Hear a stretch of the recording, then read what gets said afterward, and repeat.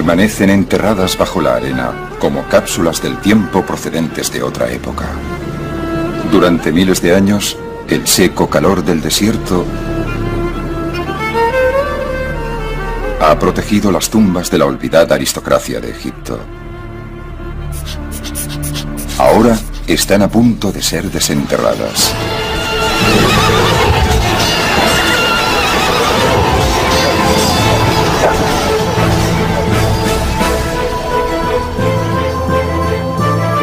Tres hombres están revolviendo las arenas para descubrir nuevos capítulos de la historia egipcia.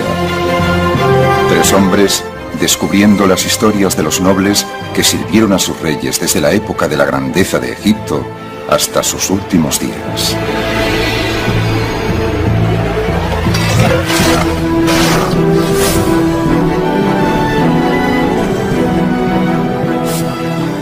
Cuantas más momias tienes, más historias tienes sobre el antiguo Egipto.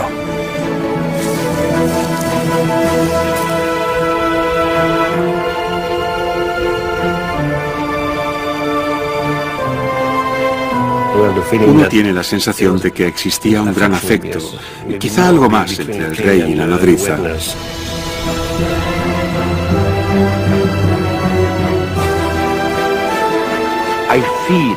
Tengo la impresión de que si miro a lo profundo de la tierra de Egipto, aquí, puedo imaginarme que hay muchas tumbas llenas de oro sin excavar todavía.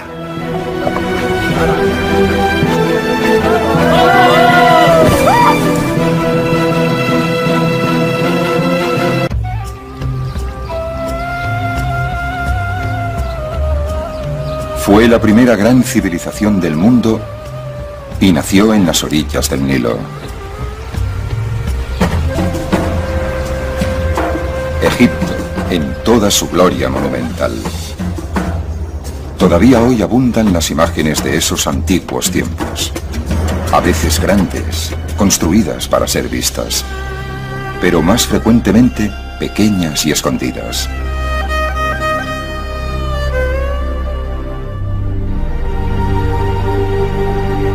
Todo eso podría haber desaparecido sin dejar rastro si los egipcios no hubiesen estado tan obsesionados con la muerte y la preservación de lo que una vez estuvo vivo. Para los egipcios, el más allá era tan real como esta vida. Un espíritu en su viaje necesitaba alimento, refugio, compañía. Así que los egipcios llenaron sus tumbas con ofrendas y elementos decorativos que reflejaban el viaje del alma en la tierra. Esas tumbas aún tienen una historia que contar, si pueden ser encontradas. Al sur del delta, cerca de las orillas del Nilo, hay un lugar llamado Saqqara. Aquí, hace unos 5000 años, los egipcios construyeron su primera pirámide con la forma de una escalera hacia el cielo para albergar el cuerpo de un faraón.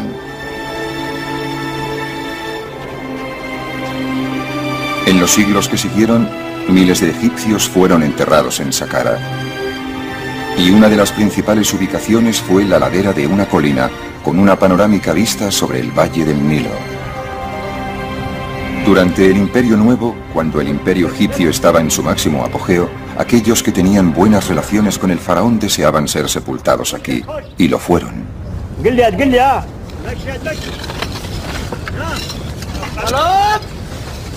Hoy, esos hombres y mujeres están siendo desenterrados. El arqueólogo francés Alain Sidi ha estado supervisando las excavaciones durante las 2 últimas décadas. Si alguien me hubiese dicho hace años y años que yo pasaría tantos meses y años aquí, no le hubiese creído. Algunas veces me pregunto lo que estoy haciendo aquí, jugando con la arena y haciendo cosas así, cuando en realidad no soy un niño. Pero de repente me di cuenta de que estaba haciendo exactamente lo que soñaba.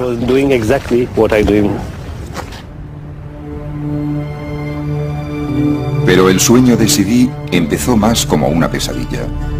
Los primeros sitios que excavó estaban llenos de momias de gatos, miles de ellas, restos de los cultos a animales que florecieron durante las últimas dinastías egipcias, cuando los gatos eran venerados y sacrificados por millones.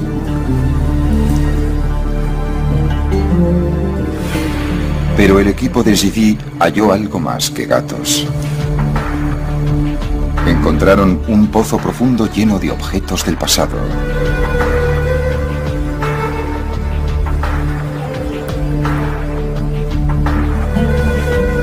Siguieron cavando más y más y más hondo.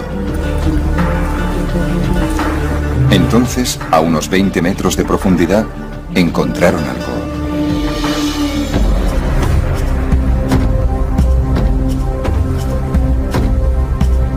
Dispersos entre los escombros, había indicios de que tras años de excavación habían llegado a la cámara funeraria. Entre los objetos había un vaso canopo, utilizado para albergar entrañas y órganos vitales, y su tapadera.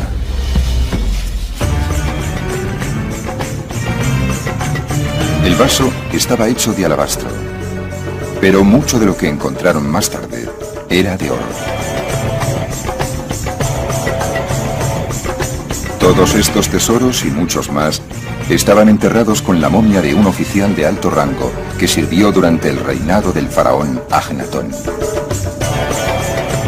Zidi había hallado su primer noble del Imperio Nuevo. Era el momento de ir a buscar más.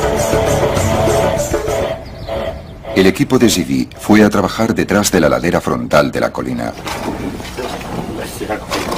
Se necesitaron años para excavar el laberinto de corredores, pozos y salas que habían sido construidos en la piedra caliza durante el Imperio Nuevo.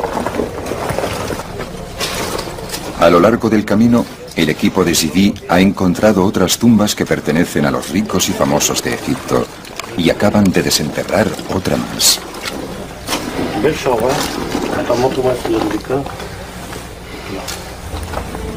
Cada sala tiene algo que contarnos, pero no siempre por escrito. Esta vez, sí. Había arena. Yo llevaba una pequeña lámpara y vi a la señora. Pinturas de esta mujer adornan las paredes de su capilla, donde sus amigos y parientes venían a venerarla. Su cuerpo debió ser enterrado en una parte más profunda de la tumba. Cuando los conservadores descubren otras paredes, salen a la luz más pinturas de la dama. Todo sugiere que se trataba de una mujer con influencia. Enseguida entendí que esta tumba pertenecía a una mujer. Esto es excepcional, porque esta tumba es enorme, o sea que ella era seguramente un gran personaje. Además tiene un montón de títulos que demuestran que era muy apreciada. Estuve buscando su nombre y lo encontré aquí. La nodriza que alimentó la carne de Dios.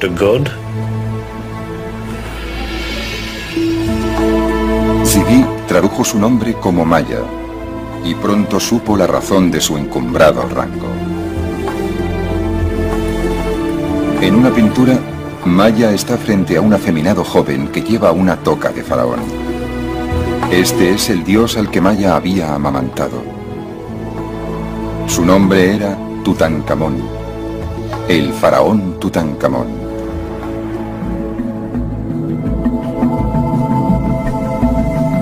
El nombre de Tutankamón nos resulta conocido desde que el arqueólogo británico Howard Carter hizo el descubrimiento del siglo en el Valle de los Reyes.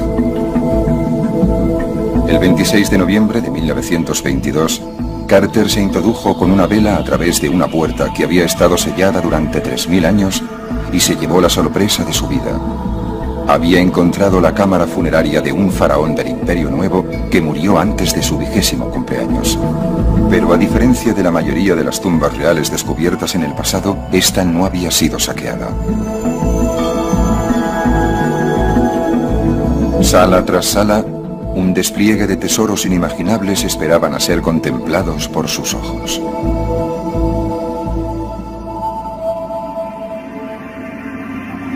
Tutankamón fue sepultado en 3 sarcófagos de oro, en cuyo interior había una máscara de oro puro. Cerca se hallaba una estatua de oro del joven rey. Un trono dorado mostraba al faraón Tutankamón junto a su novia, una niña, posiblemente su medio hermana. El descubrimiento por Carter de la tumba de Tutankamón y todos sus tesoros nos revelaron mucho sobre la muerte del joven rey, pero el misterio ha rodeado siempre su nacimiento. Era probablemente el hijo de Agnatón, el faraón hereje que adoraba únicamente al sol en vez de al tradicional elenco de dioses. Agnatón y su esposa Nefertiti tuvieron 6 hijas. Algunas de ellas aparecen aquí en el regazo de sus padres, una instantánea doméstica del pasado. Pero el joven Tutankamón nunca aparece en los retratos familiares. Eso significa que su madre era probablemente una esposa secundaria que murió al dar a luz. El faraón bebé habría necesitado una nodriza, y por lo que parece tuvo una. La dama Maya, que casi seguro formó parte del círculo íntimo del faraón. Una nodriza real en la 18ª dinastía no es solamente una niñera, sino una mujer de la corte, porque dar la leche, alimentar la carne del dios, el rey, es algo que desde luego no todo el mundo puede hacer. Lo que es maravilloso es el sentimiento de amor que se percibe entre estas dos personas, especialmente de la mujer hacia el rey. Uno tiene la sensación de que existía un gran afecto, sí, quizá algo más entre el rey y la nodriza. Y a juzgar por la elaborada tumba que se construyó para ella, el joven rey correspondía a ese afecto.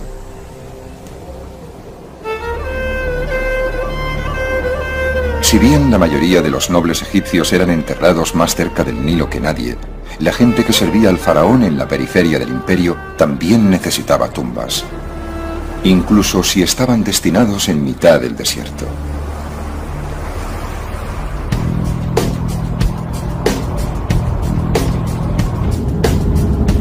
El doctor Zahi Hawass es el jefe de antigüedades de Egipto, el hombre a cargo de todas las antigüedades. Se encuentra de camino al oasis de Bajarilla, a 5 horas en coche desde el Cairo. Durante miles de años, el oasis fue una isla de verdor en un mar de arena. Y hoy no es muy diferente, excepto por la moderna ciudad que ha sustituido al antiguo emplazamiento.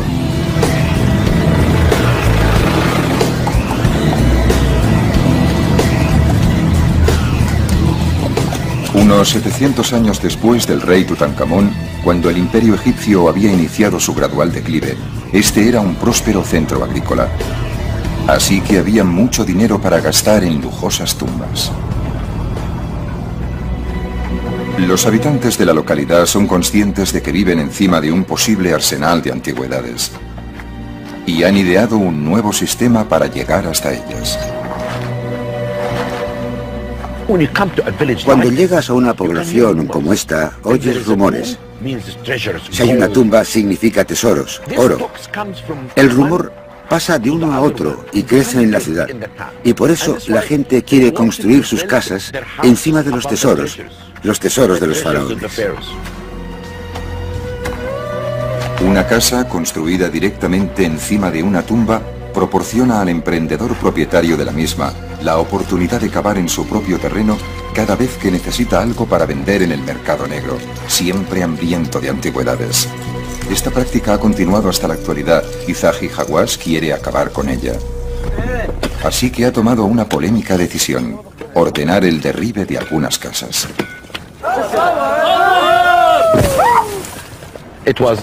Fue una decisión que tomé porque tenemos que proteger este lugar. Tenemos que demoler casas por la seguridad de los monumentos. Esto es lo que la gente debería saber. La seguridad, los monumentos y la protección de los monumentos son lo más importante.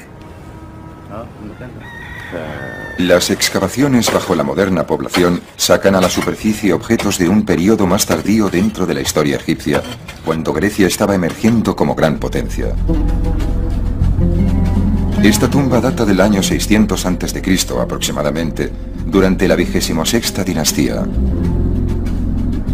Egipto ya no era una superpotencia en la región. La influencia de los faraones había disminuido y el poder de los funcionarios locales había aumentado, especialmente en localidades prósperas como Pajarilla.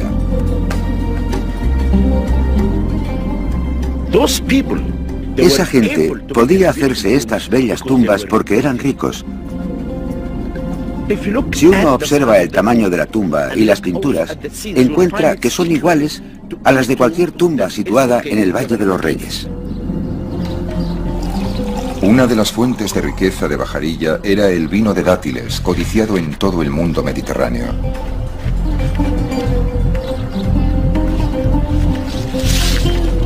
Se podía hacer dinero recogiendo los dátiles y elaborando el vino, e incluso aún más llevando el vino a los mercados del noreste.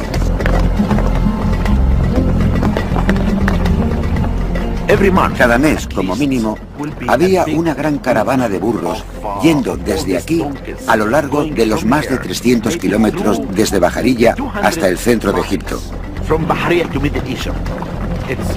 Era un viaje difícil, pero uno tenía que pensar que el final del viaje traería riqueza.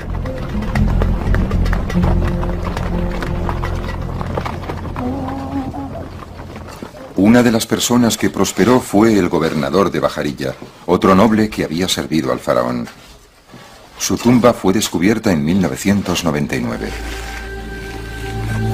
Las inscripciones de las paredes de la tumba nos proporcionan nuevos conocimientos sobre el papel de un administrador provincial en la época en que el imperio se dirigía lentamente hacia su final. Este en concreto se veía por lo visto a sí mismo casi como un igual al faraón.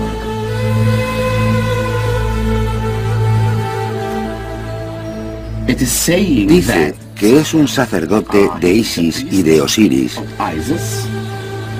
y su nombre es Zed-Hons-Wez-Ankh, y está frente al gran dios.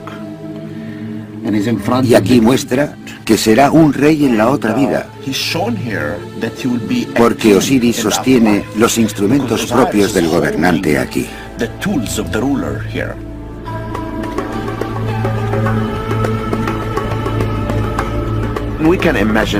Podemos imaginarnos a Zed-Hons-Wez-Ankh penetrando en el interior del templo con sus ropas de sacerdote. Viene a visitar al dios solo. Está penetrando en esta oscuridad trayendo incienso y haciendo ofrendas al dios. Y al mismo tiempo, la mesa de las ofrendas está llena de higos y dátiles, porque quiere que el dios esté contento, porque Zed-Hons-Wez-Ankh es el nexo de unión entre el pueblo y el dios.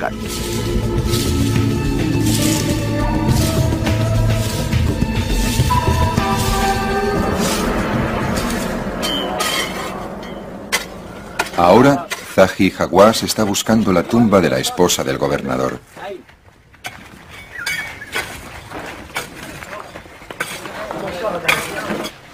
En el interior de la tumba, el doctor Hawass hace un descubrimiento que le preocupa.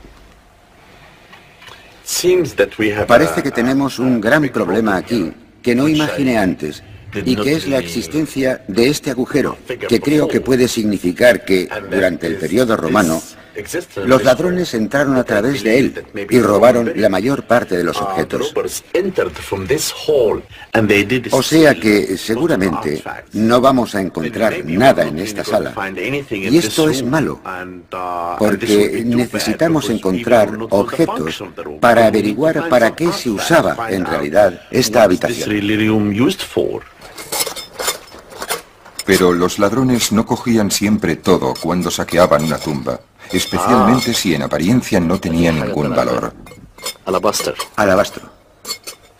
Zahi Hawass cava un poquito él mismo y al final su esfuerzo es recompensado.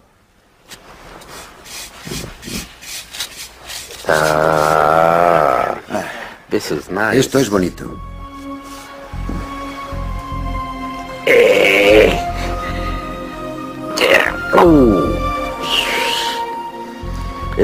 Es un vaso canopo.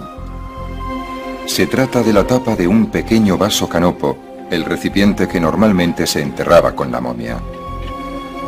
Para un ladrón no era nada. Para el doctor Hawass significa que puede estar cerca de encontrar a la esposa del gobernador.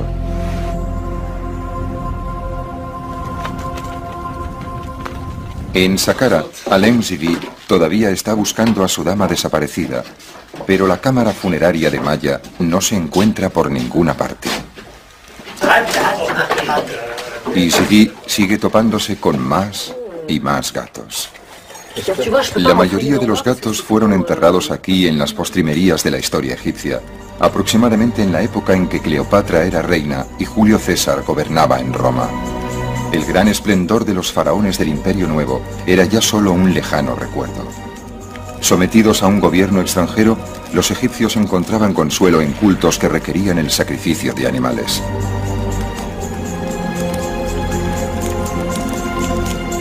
Uno de los cultos más populares de este tipo era el dedicado a Bastet, la diosa gato.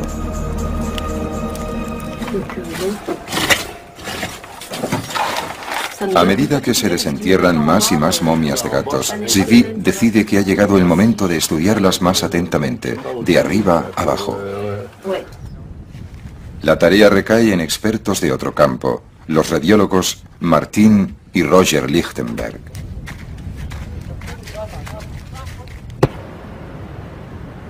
Lo primero que revelan los rayos X es cómo se mató a los gatos.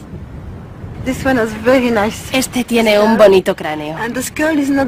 Y el cráneo no está destrozado. No murió por un golpe en la cabeza. Murió porque le rompieron el cuello. ¿Lo ve?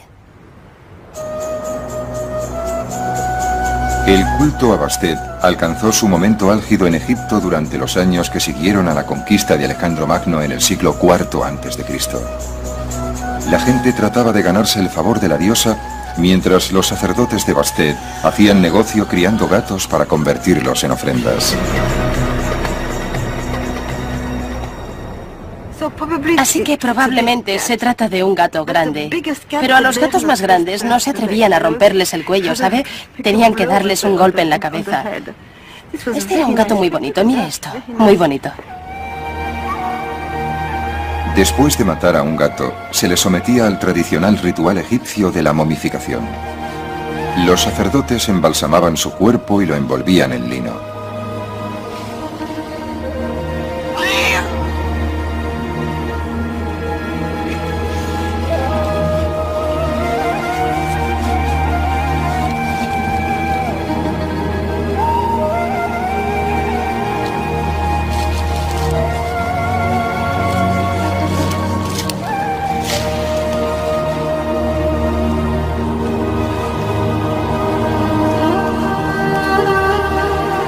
Finalmente, lo colocaban en una de las tumbas. Naturalmente, todo el trabajo que realizaban los sacerdotes era a cambio de dinero, y los clientes recibían aquello por lo que pagaban. Según lo que quisieras pagar, ¿tenías una momia pequeña o una momia grande? Si eras muy rico y querías complacer mucho a la diosa, comprabas un montón de gatos. Ya sabe, muchos gatos juntos.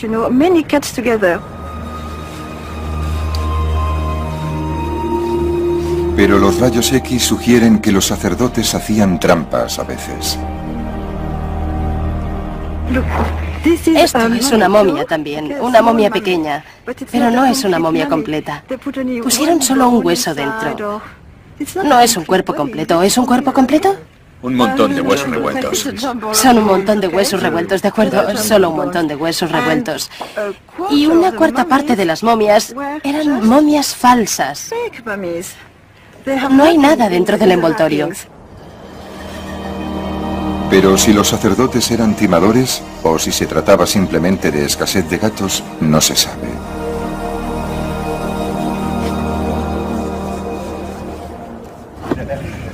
Mientras las momias de gatos son examinadas, otro miembro del equipo de Sidi, Patrick Deleuze, está llevando a cabo un reconocimiento exhaustivo del terreno. No podemos mirar este lugar solo desde fuera. Tenemos que imaginárnoslo, ver cómo es desde dentro, y ahora solo tenemos una primera impresión. Cada cámara es medida con precisión y su situación en el interior del complejo funerario es determinada con toda exactitud. Tenemos galerías, pozos, capillas. A veces encontramos tumbas con diferentes niveles. Es un conjunto de tumbas y de monumentos subterráneos muy complejo el que se esconde aquí detrás. Y es muy difícil hacerse una idea desde fuera.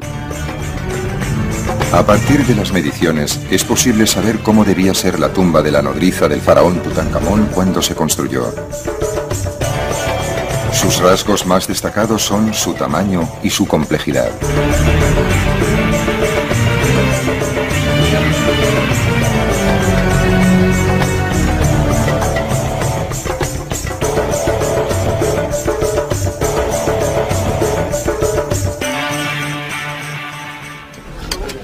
Mientras la búsqueda de la tumba de Maya continúa, el equipo de Sidi ha encontrado la entrada a otra tumba, unos 3 metros más allá. Los trabajadores empiezan a apartar arena y piedras, iniciando una excavación que llevará más de una temporada a completar. Hasta entonces, no hay nada que hacer, salvo esperar.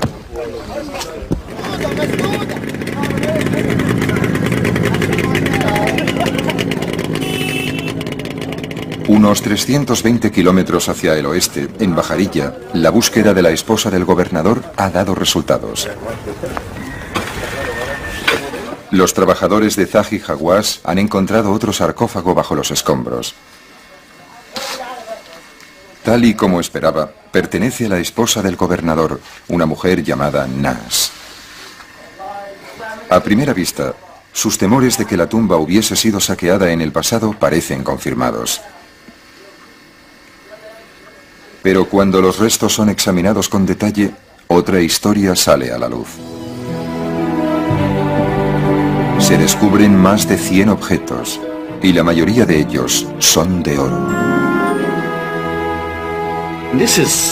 Estos son algunos de los tesoros que hemos hallado, y son muy bonitos, como este. Se lo ponían en las uñas, así.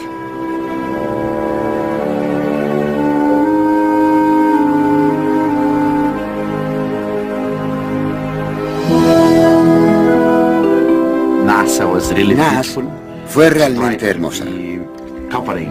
Trató de que se cubriera su cuerpo con oro y puede vivir felizmente en el más allá. Y así es como encontramos muchas piezas bonitas y algunas tienen incluso la forma de lo que a mí me parece un escarabajo. Pero la interesante es esta. ¿Sabe usted? Abrían por un lado y sacaban todo lo del interior del cuerpo de su sitio. Aquí es donde cubrían la zona momificada con esta pieza de oro tan bella. Y esta es pesada. La ponían bajo la lengua. Y esta es mi pieza favorita. Me gusta mucho. Mire esto. Ella puso el nombre del rey en su corazón, porque él era el protector de Egipto.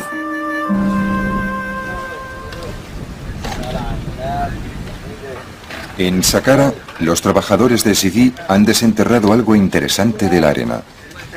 Una estructura rectangular construida hace miles de años, directamente frente a la colina. Es una capilla en parte construida y en parte tallada en la roca. Y la gran sorpresa fue descubrir el magnífico estado de conservación de esta pared. Así que abro el telón. No es un espectáculo. La razón de que la cortina esté aquí no es para un espectáculo, sino para proteger la pared contra el polvo y los visitantes y todo eso. Pero, desde luego, lo hace aún más espectacular. Lo puede ver ahora.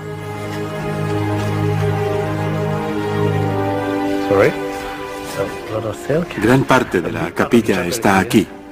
Es absolutamente maravilloso.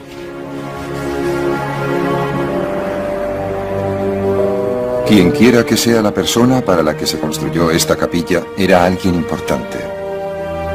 La sala era grande, incluso para los estándares egipcios, y no se ahorró nada en decoración. En cada muro, pinturas, relieves e inscripciones confirman que la tumba pertenecía a un rico noble del Imperio Nuevo. Había un festín para satisfacer su hambre en la otra vida.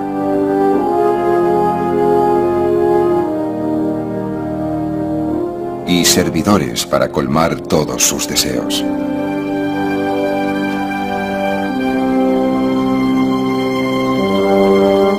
La prioridad de Zvi era encontrar el nombre del hombre para el que se construyó la tumba.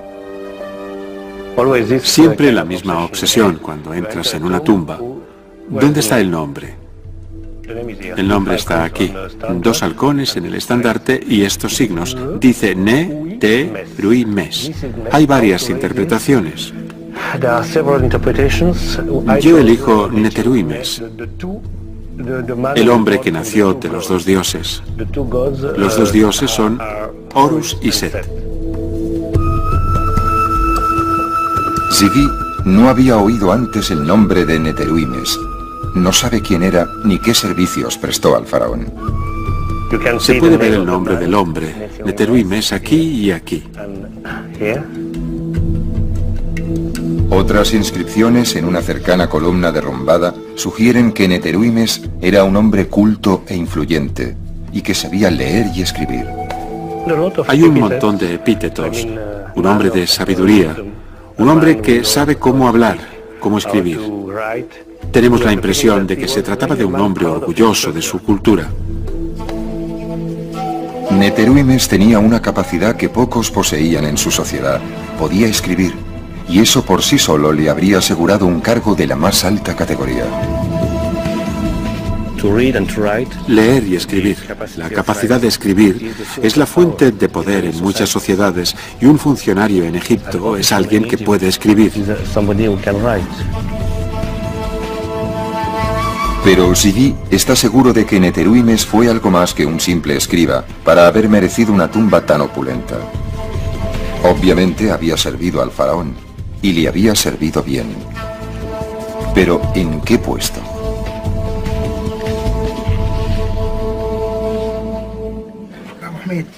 Mientras Zvi reflexiona sobre esta cuestión, los trabajos de excavación continúan en el extremo de la cámara. Creo que es buena. El ingeniero Pierre Veillat tiene que distinguir entre la piedra original y las rocas que fueron añadidas más tarde, como relleno. Todos son conscientes de que encima de ellos hay innumerables toneladas de piedra caliza. Creo que el peligro está en que por encima de nosotros están las piedras, que pueden caerse.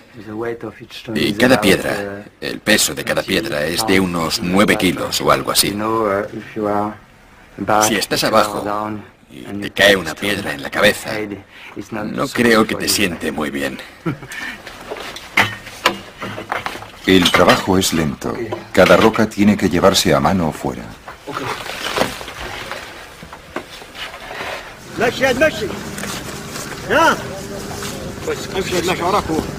Pero finalmente se abren paso y encuentran algo.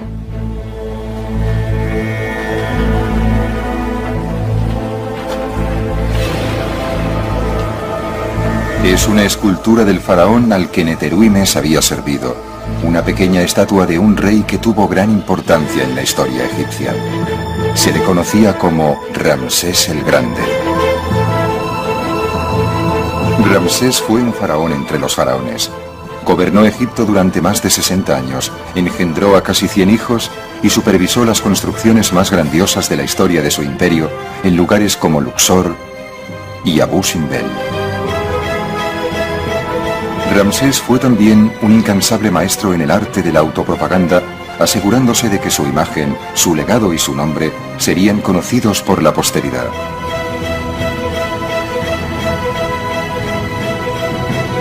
El hecho de que Neteruimes hubiese trabajado para el más grande de todos los faraones constituye un dato vital, y otros descubrimientos seguirían a este.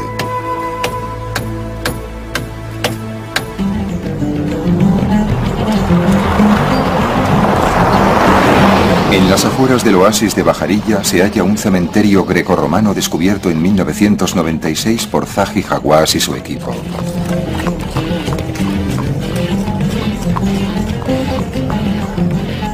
El doctor Hawass ha vuelto a ver cómo progresan las excavaciones. Ha designado al arqueólogo egipcio Tarek El Awadi para supervisar los trabajos. El cementerio cubre unos 22 kilómetros cuadrados, cubiertos en su totalidad por toneladas de arena. En cualquier sitio en que uno excave se encuentra una tumba, eso está claro. Si miras al suelo, en todas partes encontrarás señales de pequeños montículos. Si tienes un montículo que tenga algún tipo de objeto como cerámicas, quiere decir que hay algo debajo. Y por lo tanto, si miras en esa zona y excavas un poco en la arena con las manos, encontrarás la entrada de la tumba. Entonces empiezan las excavaciones, y lo más importante cuando excavas es que tienes que tener cuidado porque debajo hay momias. El cementerio fue descubierto accidentalmente cuando un burro pisó un agujero y apareció una tumba debajo. En el interior de la tumba había momias, muchas momias. La mayoría eran doradas y estaban en muy buenas condiciones.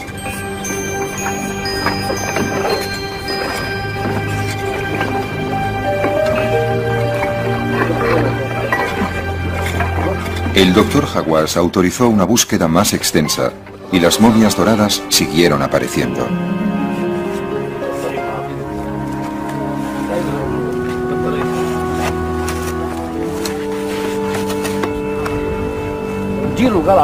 En el curso de su trabajo en el cementerio, Tarek se ha convertido en un gran conocedor de la arena y de sus sutiles cambios. La arena esconde las momias y tenemos que luchar con ella para encontrar momias.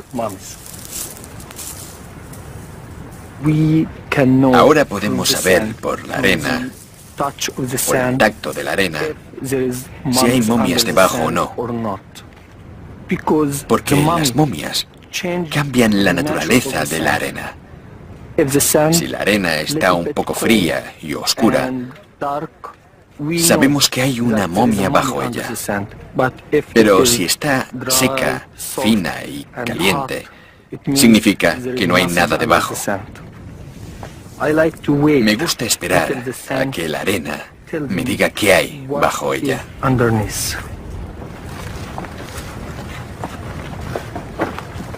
Tarek ha hecho algunos nuevos descubrimientos y Zahi Hawass está impaciente por verlos.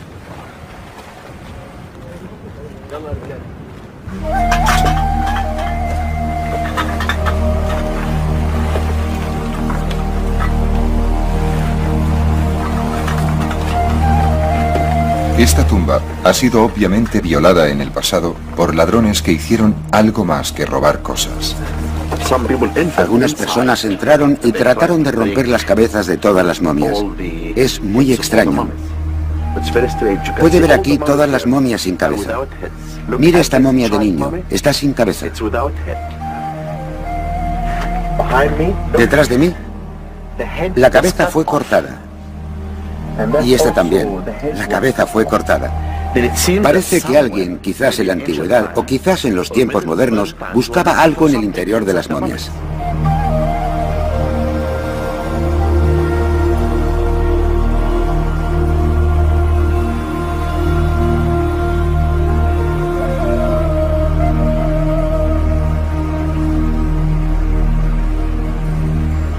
Unas pocas de las momias que aparecen permanecen intactas, pero la mayoría han sido destrozadas sin ninguna consideración por lo que los egipcios consideraban como sagrado.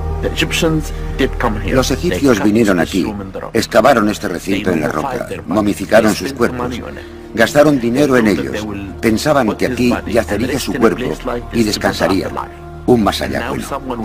Y luego viene alguien y lo destroza todo. Huesos rotos, cabezas rotas, momias rotas. Esto es algo que personalmente me disgusta, me molesta mucho. Sin embargo, incluso esta destrucción nos cuenta algo. Tarek cree que es posible que algunas de las momias sin cabeza sean el resultado de alguna antigua enemistad entre familias, en que incluso los cuerpos de los niños eran decapitados en un acto de venganza por alguna olvidada disputa.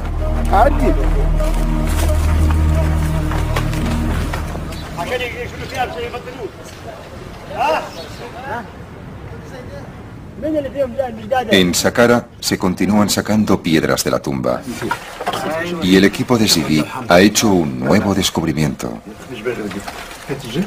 Justo detrás de la pequeña escultura de Ramsés y unida a ella encuentran otra estatua.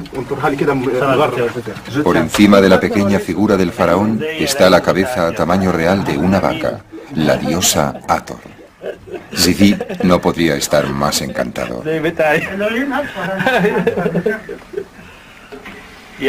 Me ha preguntado si los ojos de la vaca son verdes o azules. Yo digo que son igual que tus ojos, hermosos. En una de sus numerosas formas, Hathor era una protectora de los muertos que estaba allí para garantizar que Neteruimes tuviese un paso seguro al más allá.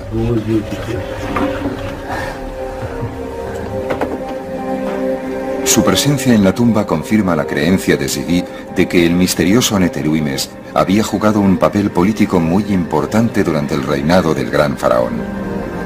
Fue recompensado con un entierro suntuoso, presidido por Hathor y Ramsés.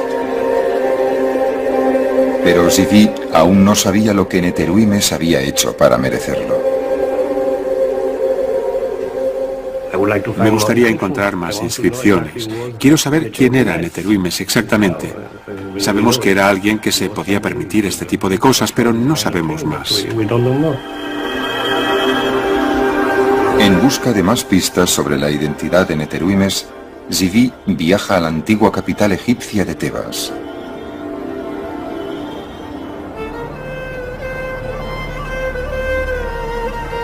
Hoy se llama Luxor y está llena de monumentos construidos por Ramsés en su propio honor, así que es posible que se mencione a Neteruimes en algún lugar.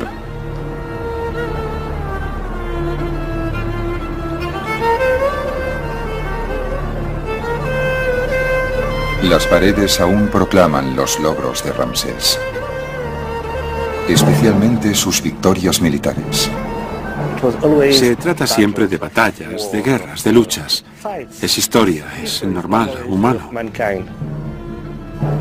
Toda guerra requiere un enemigo, y cuando Ramsés se convirtió en faraón, el mayor adversario de Egipto era el imperio hitita del norte. El joven Ramsés decidió enfrentarse a los hititas en su propio territorio. Condujo a un ejército de unos 20.000 hombres al norte y se encontró con el enemigo a las afueras de la ciudad de Kadesh. Se trata de una de las primeras batallas de la historia de las que existe un registro detallado.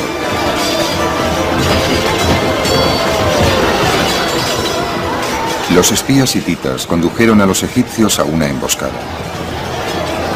Ramsés y unos pocos centenares de sus hombres fueron separados del resto del ejército e inmovilizados cerca del río Orontes. Era una situación desesperada, hasta que una división de reserva de la infantería egipcia lanzó un contraataque, llevando al enemigo hasta el río y rescatando a su faraón. Ramsés regresó a Egipto e inmediatamente proclamó una gran victoria.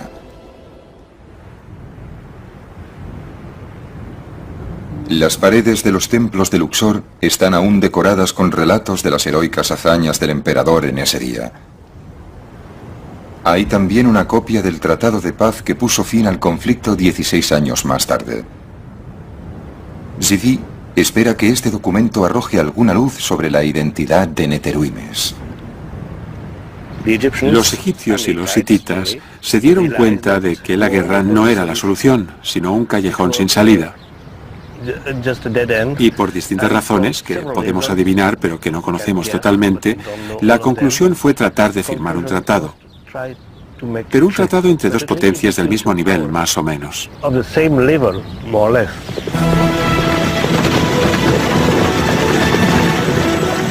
Las negociaciones fueron largas y complicadas, pero terminaron con un acuerdo y con la firma de un tratado de paz que expresaba los términos del mismo.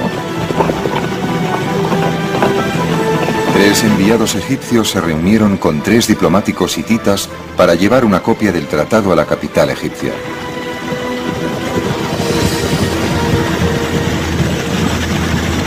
Parecía que la amistad sucedería a la hostilidad. Cada parte se comprometía a no atacar primero a la otra. En caso de ataque por una tercera parte, formarían una defensa común. Habría un intercambio de prisioneros y un pacto de extradición.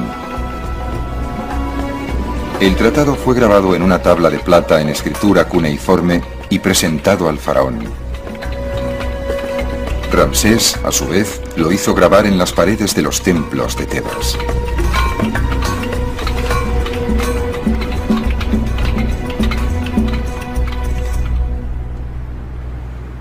Zidi está aquí para ver si puede encontrar el nombre del hombre que dirigió al equipo negociador de Egipto y que llevó el tratado a Ramsés. Y encuentra lo que estaba buscando. Puedo ver las palabras enviados. Y después está la cabeza de un halcón, quizás. Y podría ser parte del nombre de Neteruimes. Podemos compararlo con inscripciones ramésidas. Son como la Biblia para los textos escritos de este periodo.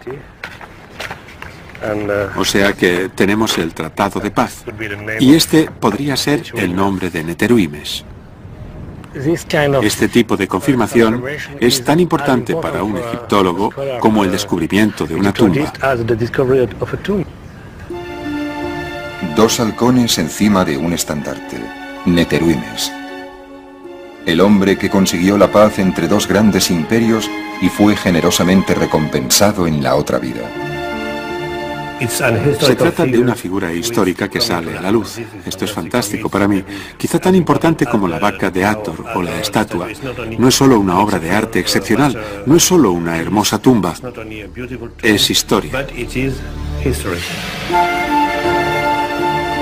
Con la identificación del propietario de la tumba finalmente solucionada, el trabajo de liberar a Hathor de su prisión de piedra continúa.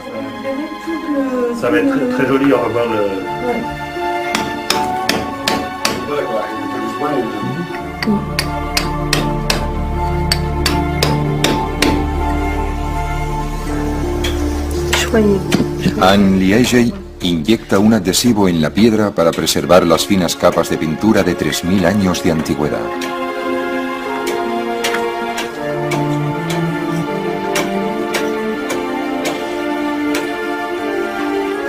Y entonces, un día está acabado. Hathor ha sido restaurada.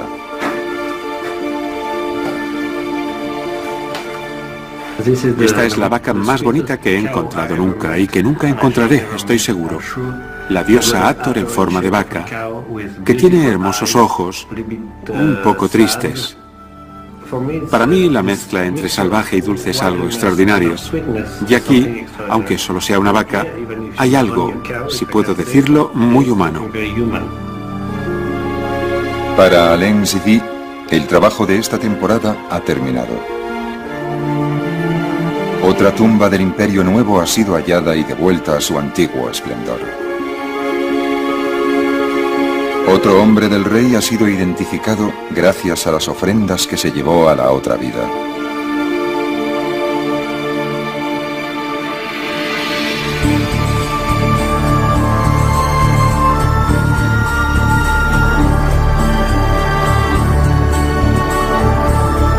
El trazado de otra tumba se añade al plano del complejo funerario. Y el próximo año será el momento de extraer otra capa de arena.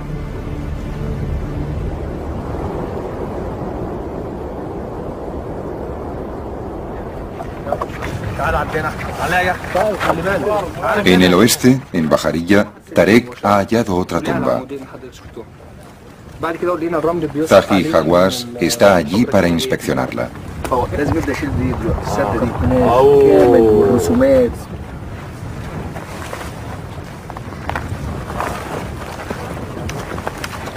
Esta es la momia más bonita que haya visto nunca. La máscara es totalmente realista. Parece la momia de una mujer. Los ojos nos miran como si estuviera viva.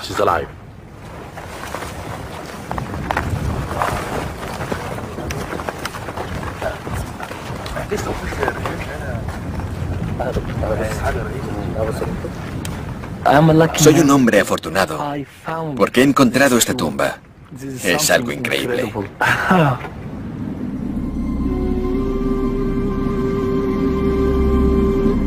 Todas estas momias fueron enterradas hacia el final de la historia de Egipto, unos 1500 años después de los días de gloria de Ramsés.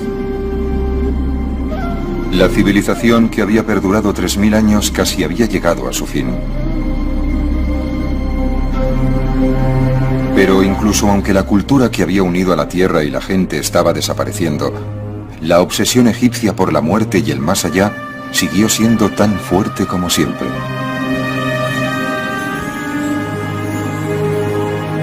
Lo que antes había sido una prerrogativa de los faraones y luego de sus servidores, fue adoptada con el tiempo por las clases altas y medias. Ahora, cualquiera que tuviera dinero podía pagarse la construcción de una tumba y un entierro elegante.